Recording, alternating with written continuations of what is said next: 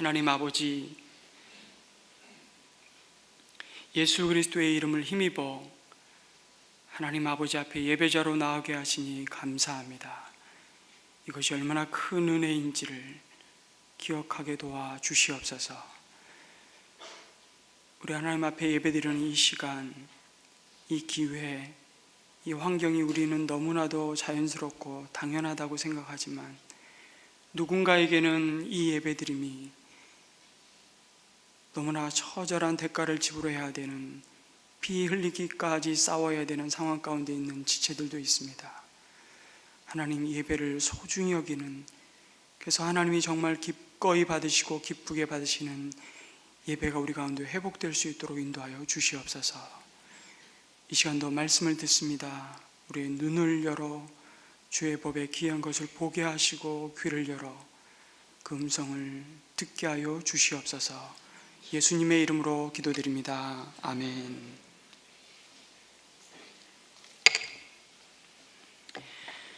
여러분, 레위기의 주제는 거룩이라고 말씀드릴 수 있습니다. 성경의 다른 어떤 책보다도 레위기는 거룩하다라는 말을 많이 사용해서 이 말씀을 주신 목적을 드러내십니다. 대표적으로 레위기 20장 26절에서 하나님은 이렇게 말씀하십니다. 한번 PPT를 띄워주실까요? 나 주가 거룩하니 너희도 나에게 거룩한 사람이 되어야 한다. 나는 너희를 백성 가운데서 골라서 나의 백성이 되게 하였다. 이렇게 말씀하십니다. 그런데 이 거룩이라는 주제를 지금은 우리가 전혀 지키지 않는 제사법과 여러 절기와 정결과 성결에 관한 규범을 통해서 하나님이 지금 가르치고 있습니다. 그 가르침을 통해서 하나님의 백성이 어떻게 이 세상에서 구별된 자들로 살아야 되는지를 드러내십니다. 그래서 우리는 참 레위기 말씀이 생소하고 어렵다는 생각을 하게 됩니다. 그러나 먼저 우리가 레위기 말씀에서 붙잡아야 할 복음은 이 레위기에 주어진 제사법을 비롯한 모든 의식법이 요구하는 그 거룩함이 이제 예수 그리스도의 십자가에서 모두 완성되고 최종적으로 성취되었다는 사실입니다.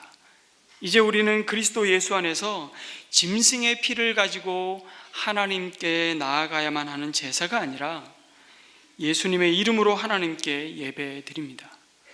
이제 우리는 구약의 7가지 절기와 안식일을 레위기의 규범을 따라 지키는 자들이 아니라 죽음의 권세를 깨뜨리시고 부활하신 주님을 바라보고 그 날을 기념하여 주일로 지킵니다. 우리는 이 레위기서에 기록된 희년과 안식년을 구약의 법대로 지키는 자들이 아니라 그 시간과 문화와 그 환경을 초월해서 그 규범이 담고 있는 그 구별됨을 그리스도 예수 안에서 주시는 복음의 능력으로 오늘도 경험하는 것입니다. 잠시 구약의 상황으로 한번 가보겠습니다. 하나님은 모세의 지도 아래 이스라엘 백성을 애굽의 종살이에서부터 구원하여 내셨습니다. 그리고 종에서 자유자로, 어둠에서 빛으로, 죽음에서 생명으로 불러내신 그 자신의 백성과 성막, 오늘 레위기 1장에는 곧 회막에서 만나 주시겠다고 말씀하십니다. 회막이라는 뜻이 만남이라는 뜻입니다. 그래서 출애굽기 25장부터 40장까지 죄 없으신 하나님이 죄인들 가운데 임재하실 성막을 어떻게 만들어야 되는지를 다 가르쳐 주시고 만들라고 명령하셨습니다. 그리고 온 세상, 온 우주라도 거쳐 삼기에 부족한, 아니 거쳐 삼으실 수 없는 하나님이심에도 하나님은 그 작은 성막 가운데서 하나님의 백성을 만나시겠다고 찾아오셨습니다. 그리고 성막 가운데서 말씀하셨습니다. 그 성막 가운데 임재하셔서 자신의 백성이 드리는 제사를 예배로 받으셨습니다. 그러기 위해서 선결되어야 할 조건이 하나 있는데 바로 그들의 거룩이었습니다.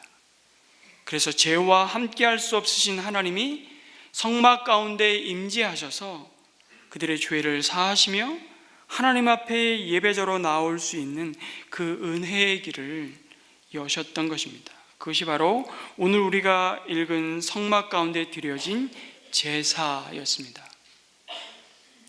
인간의 가장 비참한 문제는 바로 이 죄가 가져온 사망이기 때문에 그 죄를 해결받지 않고는 그 어떤 인생도 참 만족과 기쁨과 감사를 누릴 수 없기 때문에 하나님은 이 제사를 통해서 성막 가운데 그들을 만나 주셨습니다. 그가 아무리 돈이 많아도, 그들이 아무리 건강해도, 그가 아무리 인기와 존경을 한 몸에 누리고 있는 스타라 할지라도 죄로 말미암아 하나님이 그와 함께할 수 없는 자라면 그는 불행한 자입니다. 그래서 지난주에 말씀드렸던 우리 시편 73편 혹시 기억하십니까? 그 결론의 말씀이 뭡니까? 28절에 이렇게 말씀합니다. 하나님께 가까이 함이 내게 복이라. 내가 주 하나님을 나의 피난처로 삼겠다는 것입니다. 그렇습니다. 하나님께 가까이 나아갈 수 있음이 인생이 누릴 가장 큰 복임을 기억하게 하는 공간이 바로 성막이었습니다. 그리고 그 성막을 중심으로 하나님의 백성의 삶이 하나님의 거룩하심을 어떻게 닮아가며 그들이 온 열방 가운데 하나님의 거룩하심과 영광을 어떻게 드러내야 할 자들로 부름받았는지를 이 성막과 이 제사제도를 통해서 보여주시는 것입니다. 그것이 바로 제사입니다. 그러려면 우리는 아담 이후로 죄 아래 살고 죄가 가져온 그 모든 죽음의 열매와 고통으로부터 용서와 치유와 회복이 필요합니다. 우리가 예배 가운데 하나님 앞에 찬양하며 나아간 이후에 우리가 가장 먼저 하나님 앞에 드리는 기도가 뭡니까? 그래서 참회의 기도를 드리는 것입니다. 하나님으로부터 오는 모든 생명을 단절시키는 이 죄를 해결하지 않고는 그들이 아무리 부유한 나라가 되고 번성하여도 그것은 죄를 더할 뿐이기 때문입니다. 하나님은 그들이 자신과 더불어 먹고 자신과 더불어 대화하며 교제하는 것이야말로 이 세상의 그 어떤 곳보다 가장 복되고 영광스러운 자리임을 그 백성이 알기를 원하셨습니다. 그것을 가르쳐 주시는 제도가 성막을 통해 하나님께 나아가는 제사 제도였습니다. 이스라엘 백성은 5대의 제사로 불리는 이 방식을 통해서 하나님의 은혜를 누렸습니다. 그들이 여전히 길 없는 광야에서 길 되신 하나님의 인도하심을 받았습니다. 이 성막의 제사를 통해 그들의 죄를 용서받았습니다. 그것을 통해 하나님께서 주시는 하늘의 참된 안식과 치유를 경험했습니다. 그들은 제사를 통해 하나님께 나아갈 수 있는 특권을 소유했을 뿐만 아니라 하나님이 주시는 생명과 기쁨을 누렸습니다. 제사는 하나님이 약속하신 하나님의 은혜와 생명을 그들의 삶 가운데 흘러넘치게 하는 가장 중요한 복의 통로였습니다. 그래서 성막은 언제나 이스라엘의 진영 한가운데 위치했습니다. 언제나 그들이 광야의 텐트를 열고 나오면 성막을 바라보고 성막 가운데 임재해 계신 하나님의 영광을 바라보면서 그들이 무엇으로 사는지, 누구로 인해 사는 자들임을 기억하도록 하셨습니다. 그리고 그 중심에는 바로 제사가 있었습니다. 그래서 레위기를 기록하면서 가장 먼저 하나님과 그 백성 사이의 언약, 다시 말해 나는 너희의 창조자요 너희는 내 백성이 되었음을 확인하고 그 관계를 세워가는 가장 중요한 삶이 바로 제사임을 그들에게 말씀하시는 것입니다. 다시 말씀드리지만 레위기가 이해하기가 어렵다고들 합니다. 참 공감이 갑니다. 성경을 쭉 통독하다가 다 여기서 포기하시고 다시 창세기로 돌아가십니다. 그래서 위로를 받으시고 다시 레위기에 와서 시험을 받으시고 다시 창세기로 돌아가시고 이 사이클을 언제 한번 벗어나나. 성경을 많이 읽은 것 같긴 한데 성경 전체를 몇 번 통독했습니까? 물어보면 자신이 없으세요. 제사의 까다로운 규범들이 더 이상 우리에게 무슨 교훈과 의미를 주는지를 굳이 몰라도 우리가 하나님이 약속하신 이 땅의 순례의 길을 가는데 그리 문제될 것도 없어 보이고요, 그것을 꼭 알아야만 우리의 믿음과 삶이 더욱 복될 것이라는 기대도 별로 없어 보입니다. 그리고 그 복잡한 제사의 조항들이 우리가 이 땅을 그리스도인으로 살아가는데 어떤 유익과 교훈을 주는 것인지를 좀처럼 이렇게 연결하여 생각하기가 쉽지 않기 때문이죠. 그래서 레위기서를 읽을 때는요, 여러분 히브리서를 같이 읽으면 더욱 좋습니다. 그런데 신약의 히브리서, 이게 레위기서와 다를 바 없는 만만치 않은 어려운 본문입니다. 그럼에도 우리는 레위기를 통해서요, 이 제사와 거룩한 백성이 구별하여 지켰던 그 많은 절기와 정결법과 안식년과 신년의 규범 가운데 하나님인 내 백성이 어떻게 이 세상의 사람들과 구별된 길을 갈 수 있는지에 대한 이 가르침을 십자가에서 이루신 구원의 빛 가운데 더욱 생생하게 변할 수 없는 원리로 말씀하고 있음을 경험하게 됩니다. 그래서 우리가 오늘 묵상하는 제사 제도를 통해서요, 우리가 하나님께 나아갈 때 우리가 붙잡아야 할 예배자로서의 합당한 태도가 무엇인지, 그 예배자의 중심을 다시 한번 깊이 상고하는 은혜가 있기를 소망합니다. 하나님은 기본적으로 5가지 제사를 드리라고 이스라엘 백성에게 말씀하셨습니다. 5가지 제사 한번 떠올려 볼까요? 번제, 소제, 화목제, 속죄제, 속건죄. 많지도 않아요. 5가지 제사밖에 없어요. 그리고 제사에 드리는 제물을 드리는 방법에 따라서 다 태워서 드린다 해서 또 번제, 혹은 흔들어서 드린다 요제, 이거 올려서 드린다 해서 거제, 이런 방법들이 또 있습니다. 이건 방법을 따라 좀 구분하는 제사의 법이죠. 어쨌든 모든 제사마다 드리는 방식과 제물의 선택과 그리고 언제, 왜 그런 제사를 드려야 하는지가 조금씩 달랐습니다. 그런데 5가지 제사를 크게 2부류로 나누어 보면 번제, 소제, 화목제는 일반 제사입니다. 무슨 말이냐면 제사를 드리는 목적이 특별히 명시되어 있지 않습니다. 번제의 경우는 매일 아침 저녁으로 드려졌습니다. 그래서 상번제라고 불렀고요, 소제와 화목제를 드릴 때 보통 번제와 함께 드렸음을 보게 됩니다. 화목제는 이스라엘 백성이 감사와 혹은 하나님 앞에 어떤 약속을 드리는 서원과 자원하는 마음을 담아 드렸습니다. 그리고 이 3가지 제사는 제물을 불에 태워서 그 향기로운 냄새로 하나님을 기쁘시게 하는 제사였습니다. 하나님께 드려지는 제물에 대한 처리에 있어서도 서로 차이가 있었습니다. 번제의 경우에는 제물을 가져온 봉헌자가 제사장이나 이스라엘 백성 그 누구도 그 제물의 일부분을 취할 수가 없었습니다. 전부 모두 불에 태워졌습니다. 반면에 소제는 제물의 일부를 태워서 향기로운 냄새로 드렸고요, 놀랍게 화목제의 경우는 제사와 관련된 모든 자들에게, 심지어 제물을 드린 봉헌자의 이웃들과도 화목제로 드려진 제물의 일부분을 다 함께 먹었습니다. 하나님이 베푸신 은혜와 기쁨을 나누고 그 제물을 함께 먹음으로 축제로 제사가 드려졌습니다. 그런가 하면 특수제사, 속죄제와 속건제는 특수제사라고 할 수 있습니다. 그것은 반드시 하나님의 용서를 받아야 할 특정한 죄에 대한 언급과 함께 그 제사가 요구되었습니다. 그리고 그에 합당한 제물과 제사를 드려야만 그 백성 가운데 하나님의 공의와 평강과 희락이 회복되어지는 은혜가 부어질 수 있음을 가르쳤습니다. 그런데 왜 제3의 제사가 2종류가 필요한가라는 질문을 던질 수 있습니다.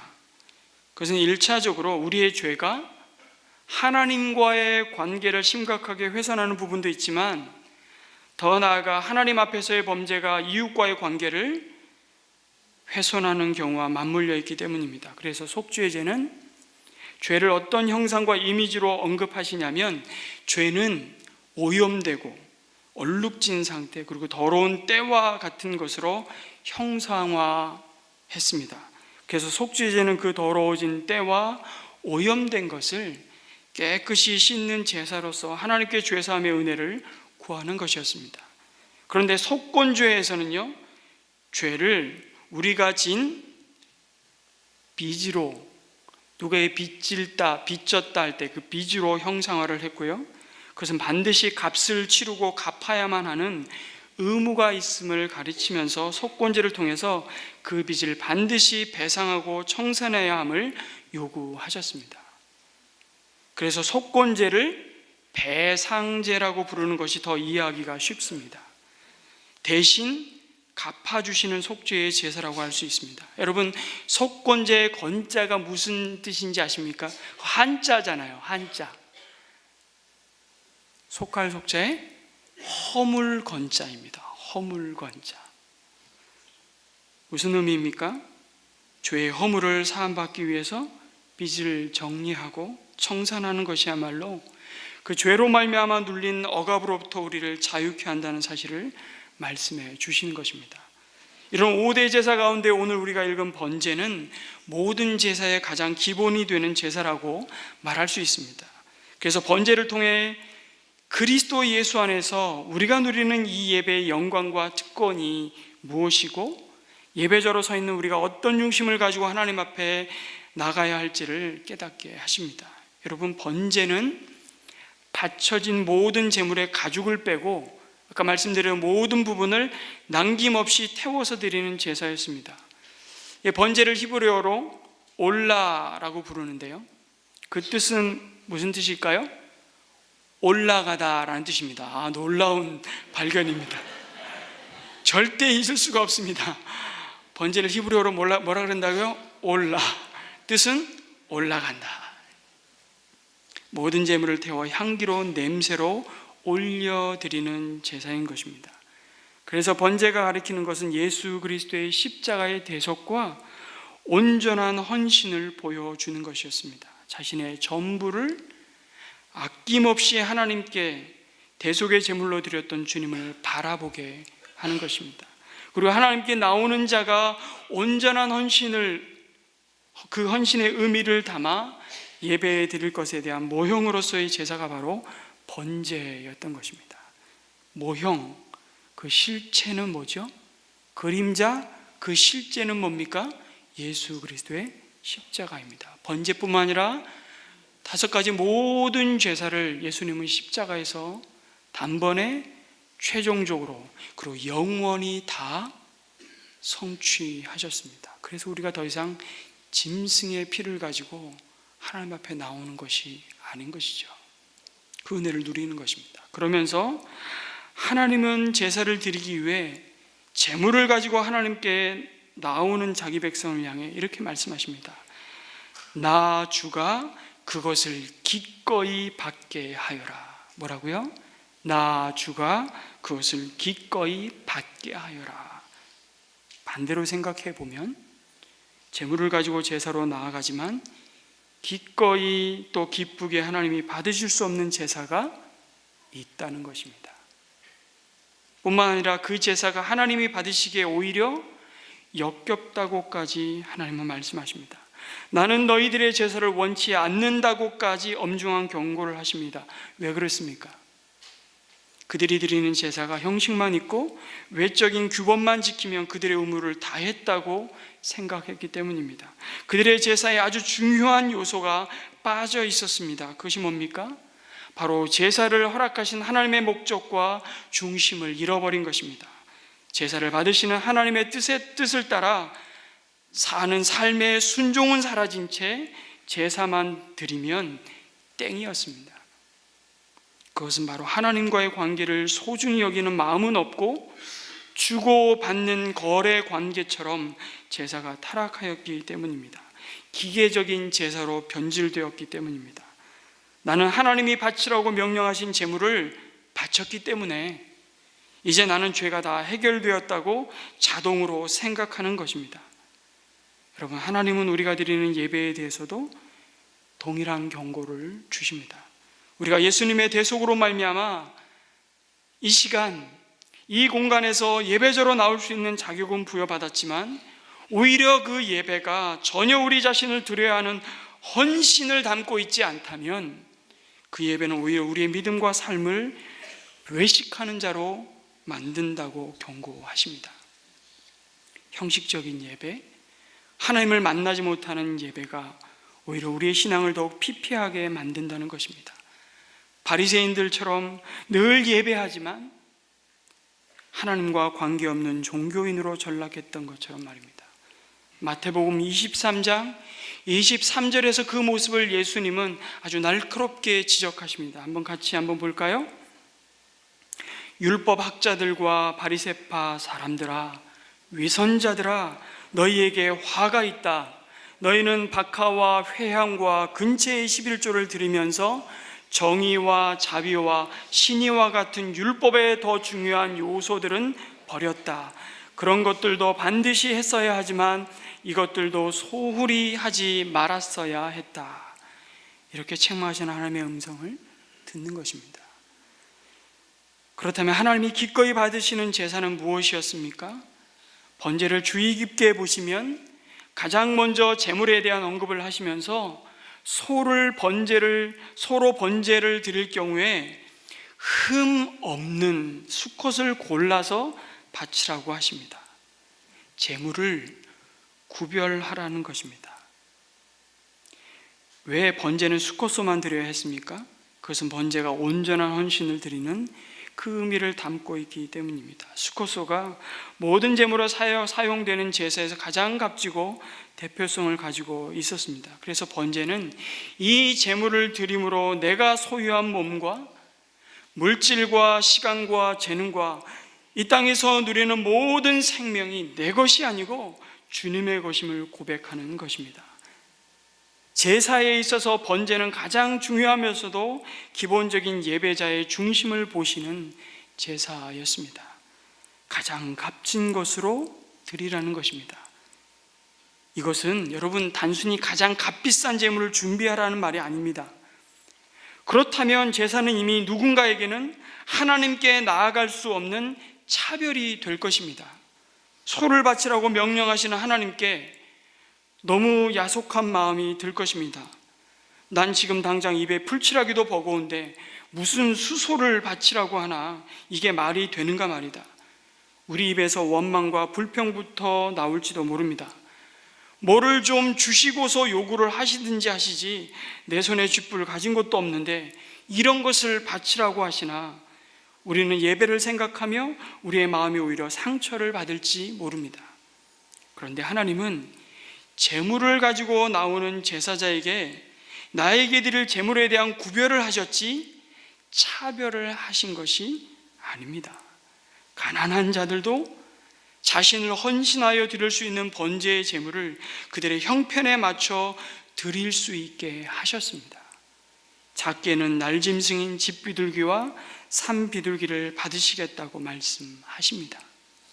예루살렘 성전에 나와 헌금을 드린 과부의 그 두 렙돈을 바라보시면서 예수님은 그래서 누구보다 가장 큰 예물을 드렸다고 말씀하시는 주님이십니다. 하나님은 예배자의 중심을 보시는 것입니다. 이미 내 재물도 내 것이 아니라는 것입니다. 내 시간도 내 것이 아니라는 고백입니다. 내 재능도 내 것이 아니라는 것입니다. 내 생명도 내 것이 아니라는 고백을 드리는 것입니다. 그 고백을 번제로 드리면서 굉장히 중요한 의식을 한 가지 행하고 있습니다. 제물을 가지고 나온 제사자가 굉장히 중요한 의식을 하나를 하죠. 그게 뭡니까? 제물로 바치는 짐승의 머리에 봉헌자가 안수를 하는 것입니다. 여러분, 수소를 가지고 왔어요. 회막문 앞에 제단과 사이에 소를 세워놓고 봉헌자가 머리에 손 한번 터치하고 끝나는 게 아닙니다. 여기 안수했다는 건 자기의 온 몸무게를 실어서 그 소의 머리에, 양의 머리에 그 몸의 중심을 실어서 눌렀다는 거예요. 그 안수가 갖는 의미가 무엇이었습니까? 두 가지 의미가 있습니다. 하나는 그 번제로 바쳐지는 그 짐승이 곧 나라는 동일시의 의미입니다. 다시 말하면 죽어서 태워져서 죄의 값을 지불해야 할 것은 짐승이 아니라 사실은 내 자신임을 인정하는 것입니다.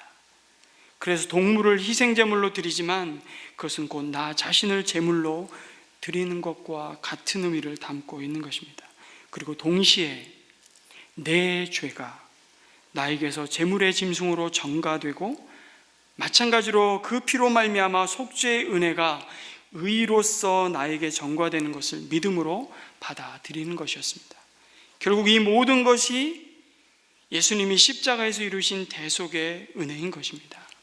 이 사실을 고린도후서 5장 21절은 이렇게 증거합니다. 우리 같이 한번 읽겠습니다. 시작. 하나님께서는 죄를 모르시는 분에게 우리 대신으로 죄를 씌우셨습니다. 그것은 우리가 그리스도 안에서 하나님의 의가 되게 하시려는 것입니다.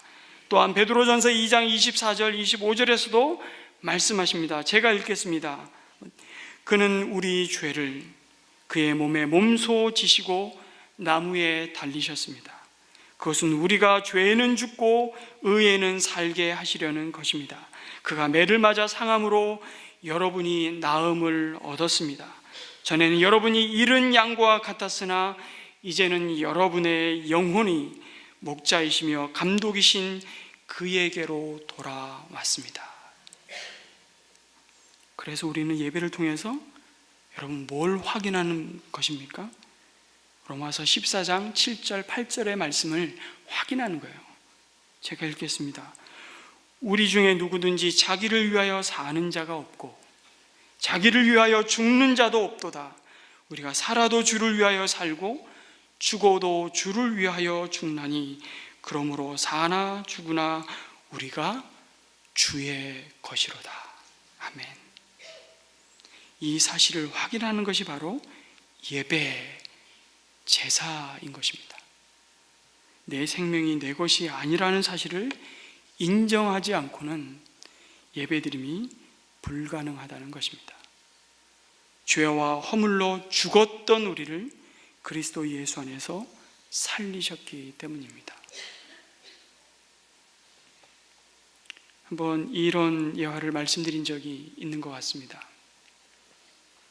영국의 유명한 설교가인 마틴 로이드 존스 목사님의 책에 이런 이야기가 있습니다.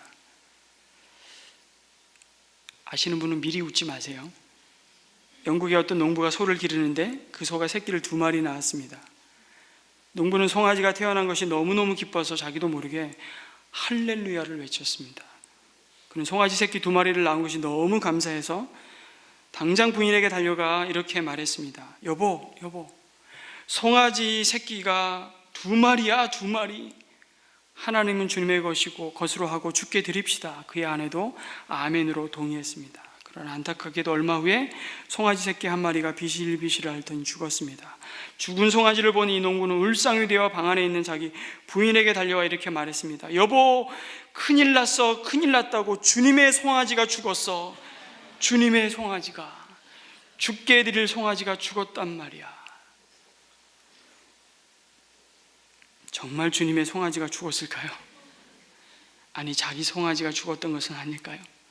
정말 주님이 원하시는 것은 50% 헌신이 아니라 100% 헌신을 원하시는 것인데 말입니다.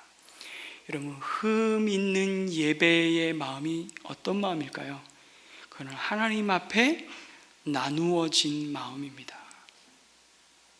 나누어진 마음. 여전히 내 생명은 내 것이라고 주장하고 싶고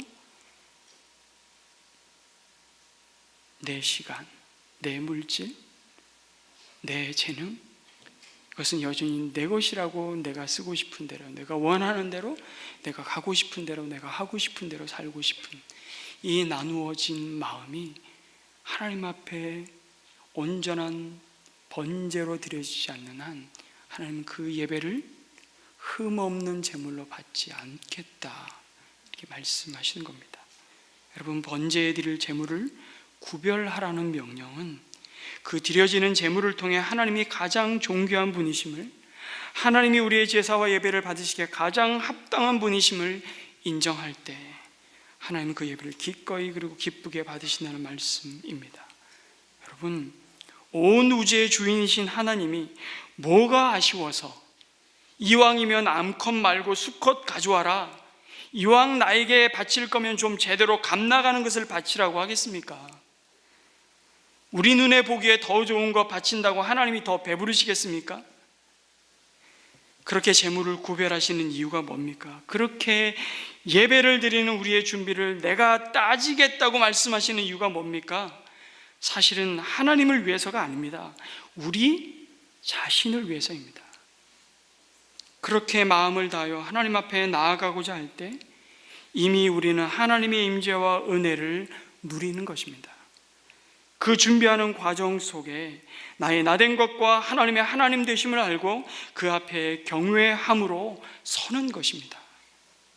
이미 하나님이 더 이상 되갚을 수 없는 예수님의 핏값을 지불하시고 우리를 자신의 소유로 삼으셨음을 기억할 때 우리가 가장 값진 것으로 드린다는 것은 사실 하나님을 위한 것이 아니라 우리를 위한 명령입니다. 우리가 하나님을 예배하는 자로 부름받은 것이 얼마나 존귀한 특권이요 은혜라는 사실을 그렇게 최고의 예물로 준비하면서 확인하라는 것입니다. 여러분, 지난주에 우리 이집트의 쓰레기 마을로 불리는 모카탐 동굴교회에서 예배드리는 장면을 잠시 영상으로 봤습니다. 여러분, 영상 보면서 이런 생각 혹시 안 해보셨습니까? 앞에 예배자로 서 있는 자들의 옷을 보니까 너무 깨끗하고 너무 하얀 거예요. 이 사람들이 쓰레기 마을에 사는 사람들 맞나? 저는 정말 영상 보면서 딱 그 생각을 했거든요. 근데 제가 이후에 알게 됐어요. 그 사람들이 일주일의 삶 동안은 정말 누더기 같은 옷을 입고 정말 지저분한 냄새나는 옷을 입는답니다. 그러나 주일날 입고 가기 위해서 가장 깨끗한 그리고 가장 소중한 옷을 준비해서 주일 예배드리기 위해서 그 옷을, 그 흰 옷을 입고 나온다는 거예요. 이 콥틱 기독교인들의 모습, 너무나 깨끗한 그 흰 옷을 입고 드리는 모습, 여러분, 깨끗한 옷을 입었다는 것이 중요한 것이 아니라 그들의 마음, 하나님 앞에 준비된 마음과 예배자로 자신을 받으시는 그 하나님 앞에서의 예배자의 마음이 무엇인지를 보여주는 것이 우리에게 큰 도전입니다. 그만큼 예배를 소중히 여기는 마음입니다. 예배 드릴 수 있음이 그들에게는 얼마나 큰 은혜인지를, 기쁨인지를 몸으로 고백하고 있는 것입니다. 1300여 년 동안 이슬람의 모진 핍박을 견디며 지켜온 그 신앙의 유산이 바로 이 예배에 있음을 그들은 보여주고 있는 것입니다. 그래서 하나님이 기꺼이 받으시는 예배는 나 자신을 예배의 제물로 드리는 것입니다. 당신이 바로 예배자이십니다. 예배는 누가 대신 드려주는 것이 아닙니다. 당신은 예배의 구경꾼이 아닙니다. 단순히 예배를 소비하는 자가 아닙니다. 당신이 제물을 준비하고 당신이 제물을 잡고 당신이 친히 안수하고 당신이 제물의 모든 부위를 각을 뜨고, 각을 뜬다는 것은 부위별로 파트를 다 나눈다는 것이죠. 바로 당신이 모든 내장의 더러움을 씻어내고 당신이 제물에 목을 치고 피를 내야만 했습니다. 이것이 무엇을 말하는 것입니까? 당신이 바로 제사의 구경꾼이 아니라 참여자요 예배자라는 사실입니다. 전부 다 저를 보시기 때문에 어떻게 설교하나 다 지켜보고 계십니다. 설교를 하나님의 말씀으로 받으시기 바랍니다. 하나님은 그 예배를 그렇게 예배자로 부르셔서 우리 가운데 말씀하십니다. 우리 자신을 하나님이 받으시겠다는 것입니다. 제사는 단순히 죄에 대한 형벌을 면제받고 죄사함 받기 위해서 제사를 드리는 것이 아니었기 때문입니다. 진정한 속죄는 단순히 죄에 대한 형벌의 면제를 받는 것이 아니라 하나님과의 관계 회복의 은혜를 누리는 것이기 때문입니다. 그러기에 제물을 가져온 사람이 사실 제사의 모든 것을 직접 행하는 것입니다. 그 제사를 통해 내 죄가 얼마나 참혹한 것인지를 보게 하시고 느끼게 하시고 그럼에도 나를 용납하시고 용서하시는 하나님의 자비와 은혜가 얼마나 크신지를 몸으로 뼛속 깊이 알게 하시는 것입니다. 이제 우리가 예수 그리스도의 보혈을 힘입고 예배자로 하나님께 나아갈 때마다 경험하는 사건이 동일하다는 것입니다. 내가 참회의 기도를 올려드리고 내 입술로 찬양을 부르며 내 귀를 열어서 하나님의 말씀을 듣는 것입니다. 내 손으로 예물을 드리고 나의 삶을 주님이 받으시는 산제물로 드리기를 결단하는 것입니다. 그러기 위해서 우리는 예배를 대하는 우리의 자세를 한 번쯤 진지하게 고민해 봐야 합니다. 여러분, 찬송 부르실 때 립싱크 하지 마시기 바랍니다. 우리를 대표해서 기도하시는 분의 기도를 우리가 함께 올려드리는 것이기에 그럴 때 그 기도가 나의 기도임을 고백하는 마음으로 함께 아멘 하는 것입니다. 은혜샘물교회 약한 부분이 이 부분인 것 같아요. 동의가 되시면 옆에 사람 눈치 보지 마시고 아멘 하시기 바랍니다. 여러분, 한 사람 한 사람이 주님 앞에 예배자로 서 있음을 기억하시기 바랍니다. 함께 참회의 기도를 드릴 때 여러분, 가급적이면 소리내서 기도하시기 바랍니다. 내 목소리가 내 귀에 들리도록, 그래서 옆 사람이 너무 의식이 되면 반주를 좀 크게 해주시되 소리를 내서 기도하십시오. 침묵의 기도는 자칫 기도는 안 되고 침묵만 될 때가 정말 많습니다. 아니, 그런 형식이 뭐가 중요합니까? 중요한 것은 중심이라면서요. 네, 맞습니다. 그런데 그 중심이 형식을 깡그리 무시하라는 말이 아닙니다. 오히려 주님을 사랑하는 마음과 주님만이 우리의 예배의 대상이심을 드러내는 정말 우리에게 주신 바르고 좋은 예배 형식을 우리에게 허락하셨다면 그것을 잘 준비하고 거기에 우리의 마음과 중심을 담아내기 위해 그것을 소중하게 여기는 것도 얼마나 중요한 예배의 태도인지 모릅니다. 그래서 우리가 예배 시간과 순서를 정하고 지키는 것이 예배 받으시는 하나님을 향한 우리의 중심을 잃지 않기 위한 중요한 태도임을 봅니다. 그런 점에서 하나님과 약속한 예배 시간에 어쩌다가 늦으시는 것이 아니라 늘 습관적으로 늦게 오시는 분들은 예배의 소중함을 여러분 점검하셔야 합니다. 설교자의 잔소리로 제발 듣지 말아주시기를 부탁드립니다. 보통 예배 자리에 앉으시는 모습을 보면 앞에서부터 채워지는 것이 아니라 뒤에서부터 채워집니다. 저는 앞에서부터 채워지기를 소망합니다. 하나님을 가까이함이 마음의 문제만이 아니라 우리가 드리는 이 예배 자리 가운데 몸으로 고백되기를 기대합니다. 어떤 교회를 가니까요, 맨 앞자리에서부터 다 이렇게 채워지고요, 예배 마치고 나갈 때는 어디서부터 나간다고요? 뒤가 아니라 먼저 온 앞에 있는 분들이 먼저 다 퇴장하고 앞에 나가시는 분들을 따라서 그 뒷분이 나가시더라고요. 그런 교회가 있다는 얘기를 들었습니다. 저는 되게 합리적인 걸 떠나서 야, 예배를 제대로 가르쳤구나 이런 생각이 문득 들었습니다. 우리는 나가기 바빠요. 왜 안 끝나는 거야? 지금 11시 12분 15분에 설교 마쳐야 되는데 여기 써 있어요. 여기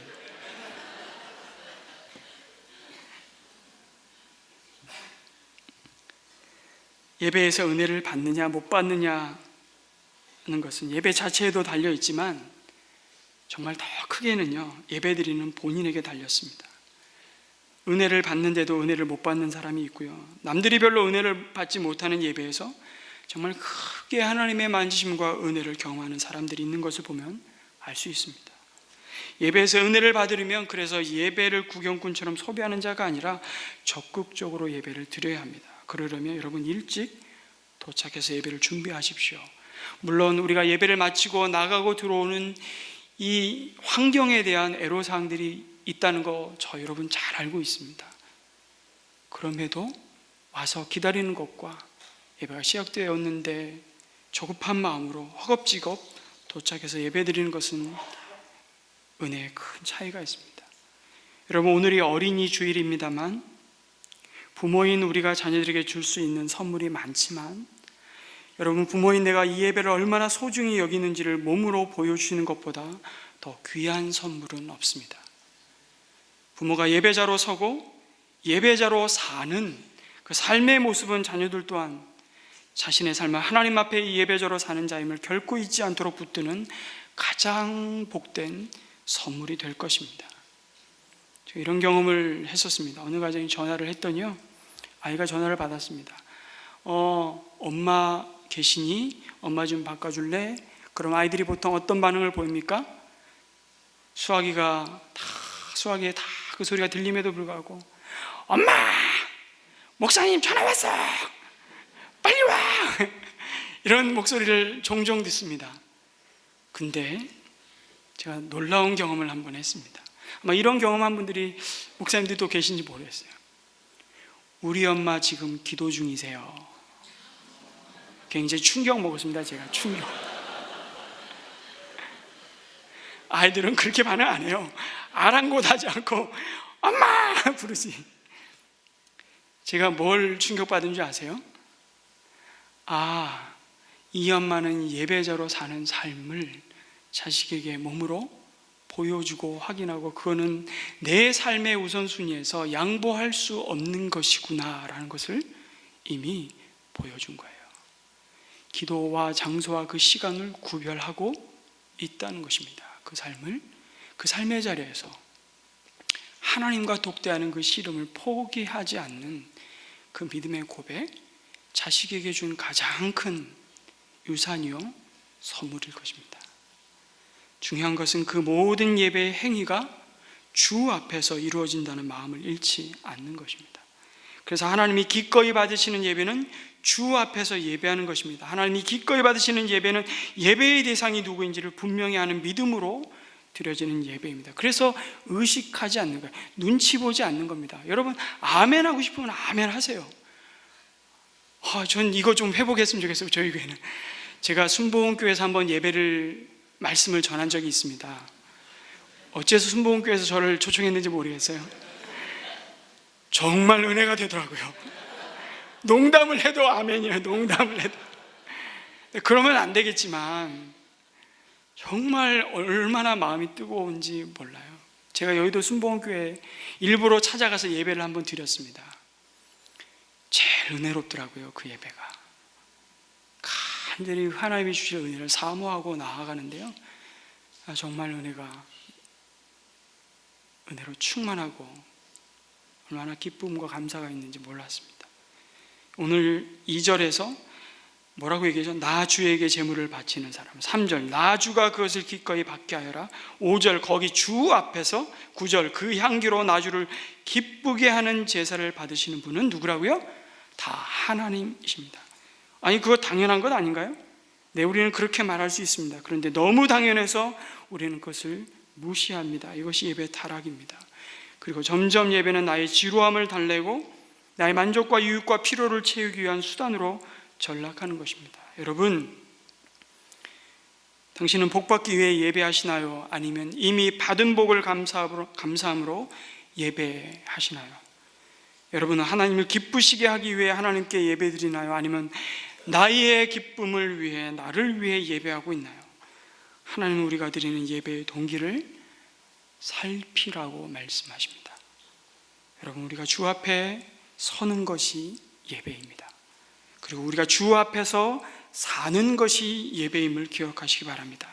우리가 어느 곳에 있든지 무엇을 하든지 그 모든 상황 속에 임재해 계신 하나님을 의식하며 사는 것, 그것이 하나님이 기꺼이 받으시는 참된 예배입니다. 이번 한 주간도 예배와 다음 주일에 드려질 예배 사이에 우리의 삶을 예배로 드리는 그런 은혜를 누리시기를 주님의 이름으로 축복합니다. 아멘.